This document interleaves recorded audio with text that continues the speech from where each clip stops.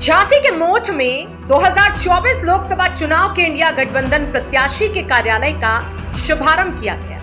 कार्यालय उद्घाटन के दौरान कांग्रेस के पूर्व प्रदेश अध्यक्ष ब्रजलाल खाबरी एवं इंडिया गठबंधन जालौन गरोठा भोगनीपुर क्षेत्र 45 लोकसभा क्षेत्र के अधिकृत प्रत्याशी नारायण दास अहिरवार समेत और कार्यकर्ताओं की भारी जन समर्थन के बीच कांग्रेस के पूर्व प्रदेश अध्यक्ष ब्रजलाल खाबरी, पूर्व गरोठा विधायक दीप नारायण सिंह यादव ने इंडिया गठबंधन कार्यालय का फीता काटकर शुभारंभ किया। तत्पश्चात पूर्व विधायक ने आए हुए लोगों को संबोधित करते हुए कहा कि इंडिया गठबंधन के प्रत्याशियों को पूरे जोर और शोर के साथ हमारे जन समर्थन की आवश्यकता है। हम लोग एकजुट होकर इंडिया गठबंधन प्रत्याशी को अपने बूथ लेवल से जिताने का काम करेंगे। पूर्व विधायक ने कहा कि भारतीय जनता पार्टी ने 2014 में जो फेंका था वह अब तक लोग लपेट रहे हैं। अब 2024 में जो फेंकेंगे वह कब तक लपेटा जाएगा ये कह पाना मुश्किल होगा। देखिए, लोगों में उत्साह है। पूरा देश जनता इस समय इंडिया गठबंधन के साथ खड़ी है। जहाँ तक उत्तर प्रदेश का सवाल है तो आप देख रहे होंगे आदरणीय अखिलेश जी की रैलियों में या गठबंधन की जो भी रैली हो रही है उसमें अपार जन समर्थन इकट्ठा हो रहा है और ये संकेत दे रहा है कि लोग बदलाव चाहते हैं। पिछले 10 सालों में लोगों को सिर्फ बातें सुनने को मिली है। अगर फैसले देखते हैं तो अखिलेश यादव की सरकार के लोग आज भी याद करते हैं कैसे ऐसी सड़क बने जिससे फाइटर पेड़ उतर गए, मेट्रो कितने जल्दी बन सकती थी। अगर हम गरोठा विधानसभा क्षेत्र की बात करें तो जितनी सड़कें पड़ी हैं, चाहे एरस से मऊरानीपुर हो, चाहे गुजराय से कोटरा हो, चाहे गरोठा से मऊरानीपुर हो या बड़ी सड़कें चिरगांव से लेकर हमीर को जोड़ने वाली सड़क हो, सारी सड़कें हम चाहे एरच बांध हो, चाहे बड़वार को भरने की योजना हो, हम लोग सैकड़ों करोड़ रुपए लाकर पूरे गरोठा विधानसभा को एक नई दिशा में ले गए थे। आज जिसको डिफेंस कॉरिडोर कहा जा रहा है उसको मैन्युफैक्चरिंग जोन हम लोग लेकर आए थे। हम चाहते थे, समाजवादी पार्टी चाहती थी, अखिलेश यादव चाहते थे ऐसे उद्योग लगे जिससे यहाँ के लोगों को काम मिले। इन्होंने उसका नाम बदल के डिफेंस कॉरिडोर रख दिया। अब ये बना रहे हैं कि तोप और गोले बनना है। तोप और गोले बनाने में कहाँ किसी का उपयोग होना है ये आप सब कुछ समझ सकते हैं। तो मेरा सवाल ये था कि लोगों में यही सब सवाल है कि जो बातें बड़ी कही वो उतरे ही नहीं खड़े, उन पर लोग निराशा मिली है। गांव में आज भी 10 सालों के बाद भी स्कूल नहीं है, स्कूल है तो मास्टर उपलब्ध नहीं है, व्यवस्था बड़ी खराब है। वही दूसरी तरफ प्रत्याशियों को लेकर भी देखें तो नारायण दास अहिरवार जी जो समाजवादी पार्टी ने प्रत्याशी ने बनाया है, ये पूरे जिंदगी दलितों पिछड़ों की लड़ाई लड़े हैं, जिन्हें कभी मौका ही नहीं दिया जिस दल में सेवा कर रहे थे। समाजवादी पार्टी में यही फर्क है, यही अंतर है, यही सबसे बड़ा गुण है। वो जिसने जनता की सेवा की और मौका नहीं मिला हो, इसलिए समाजवादी पार्टी ने नारायण दास अहिरवार जी को प्रत्याशी बनाया है। जिस प्रकार किसान पानी के लिए परेशान है, आपके द्वारा एक बांध लाया गया था, 7 साल से उसमें जांच चल रही है, इस पर क्या कहेंगे? मैं कह रहा हूँ, मेरा सवाल था कि जो योजना कुल 1200 करोड़ रुपए में खत्म होनी थी, आज उसकी कीमत पहुंचेगी तो 3400 करोड़ हो गई। यानी अब ये पैसा किसका खराब होना है? ये सारा पैसा भी जनता का ही बर्बाद होना है। आज तक खेतों में लोगों में पानी पहुंच गया होता, वहाँ बिजली बनने लगी होती, लोगों की जिंदगियां बदल गई होती, लेकिन इस पर भी सियासत कर रहे हैं लोग। ये सबसे बड़ा दुर्भाग्य है।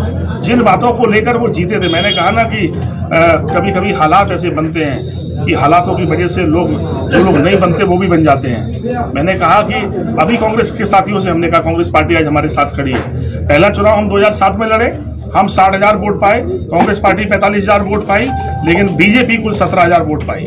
दूसरा चुनाव हम लोग लड़े सामने आमने, हम 70,000 वोट पाए, कांग्रेस पार्टी फिर 45,000 वोट पाई और बीजेपी 27,000 वोट पाई।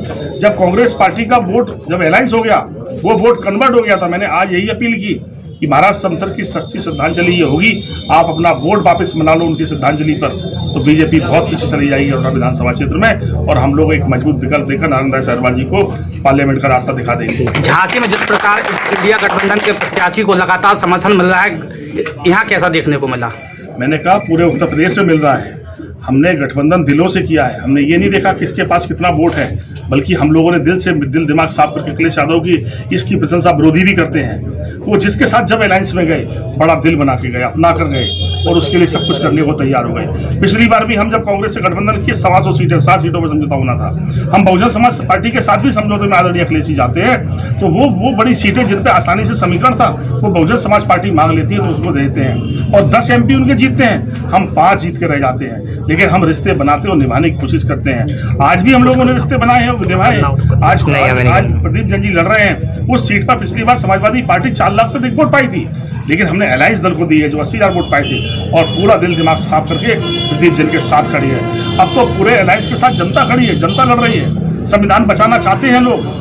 अब इस समय मुद्दे ये नहीं है, मुद्दे सवाल ये है कि हमारा देश का संविधान बचेगा कि नहीं बचेगा, क्या होगा देश का आने वाले समय में। इस मुद्दे पर सारे लोग खड़े हैं। हमें खुशी है कि आदरणीय खादी जी हमारे प्रदेश के अध्यक्ष रहे कांग्रेस के, वो भी दिन रात मेहनत कर रहे हैं, हमारे प्रत्याशी दिन रात लगे हैं, हमारे सभी साथी लगे हैं। बहुत सारे संकट आए, हमको झूठा फंसाया गया, जेलों में डाला गया, परेशानियां खड़ी की गई, लेकिन हमारे लोगों ने साथ नहीं छोड़ा है। आज भी एक एक बच्चा समाजवादी पार्टी के साथ लड़ रहा खड़े हैं, आज भी विभिन्न जाति वर्ग के लोग साथ खड़े हैं। इतना डर है कि जुल्म जास्ती जाने किसको उठा के बंद करा दें, किसके साथ क्या हो जाए पता नहीं, लेकिन फिर भी आज सर पे कफन बांध के लोग साथ खड़े हैं। इनका एहसान हम जीवन में नहीं भूल सकते। जब तक जिंदा रहेंगे इन लोगों के साथ निभानी पड़ेगी।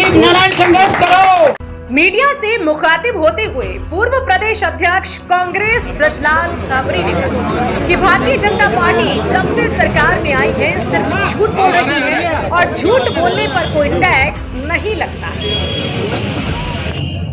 चुनाव तैयारी का क्षेत्र है, पूरी तैयारी चुनाव की, और चुनाव प्रत्याशी के साथ घूम रहे हैं, कैसा समर्थन मिल रहा है? चुनाव जीतेंगे, समर्थन पूरा है।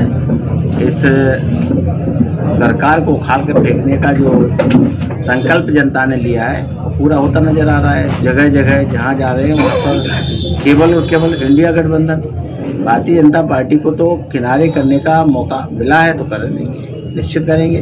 वो दिन भी आ गया ना भाइयों बहनों, मेरा क्या जाता है, मैं तो झोला टांग के निकल जाऊंगा, वो वक्त आ गया है। बहुत ज़्यादा टाइम नहीं लगा, जल्दी आ गया वक्त। भाजपा 400 पार का दावा कर रही है, क्या लगता है?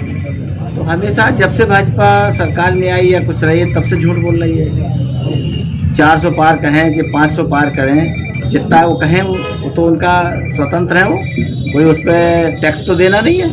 झूठ बोलने पे टैक्स लग जाएगा तो सोचा जाएगा, अभी तो झूठ बोलने पे टैक्स है नहीं ना।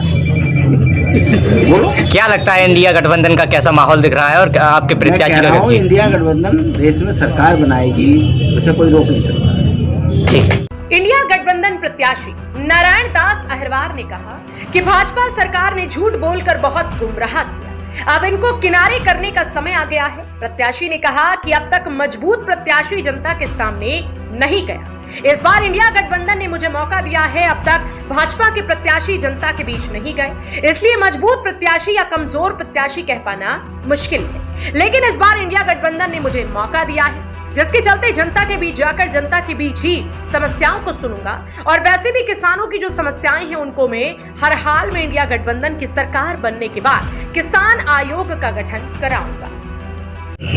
देखो, आज जो हमारा मोट कार्यालय का उद्घाटन हुआ है, लोग बहुत ही प्रसन्न हैं और लोगों को लग रहा है कि इंडिया गठबंधन का प्रत्याशी मेहनत करके लंबे बूथों से जिताने का काम करेंगे। बेरोजगारी के मुद्दे पे क्या कहेंगे? देखो, भारतीय जनता पार्टी ने झूठ बोल करके बहुत गुमराह किया नौजवानों, लेकिन इंडिया गठबंधन की सरकार बनती है तो निश्चित रूप से नौजवानों को रोजगार दिया जाएगा, नौकरी दी जाएगी। इंडिया गठबंधन में कुछ ऐसे मुद्दे जो आप जनता के बीच जाके कह रहे हो, दावे? मुद्दे तो मुद्दे ही हैं। ये बुंदेलखंड का ये बहुत पिछड़ा इलाका है और हम लोगों का प्रयास होगा कि बुंदेलखंड में कम से कम ऐसे रोजगार लगवाएं जिससे मजदूरों को, बेरोजगारों को रोजगार मिले। लोगों का लक्ष्य है और इसी मुद्दे पे जनता की बीच जागरूक रहे। क्या लगता है भाजपा ने एक मजबूत प्रत्याशी आपके सामने खड़ा किया है? मजबूत प्रत्याशी तो आज तक जनता के बीच में गया ही नहीं। हम कैसे मान लें कि वो मजबूत प्रत्याशी, अगर जनता के बीच गया होता तो पता चल जाता कि मजबूत प्रत्याशी है कि कमजोर प्रत्याशी है।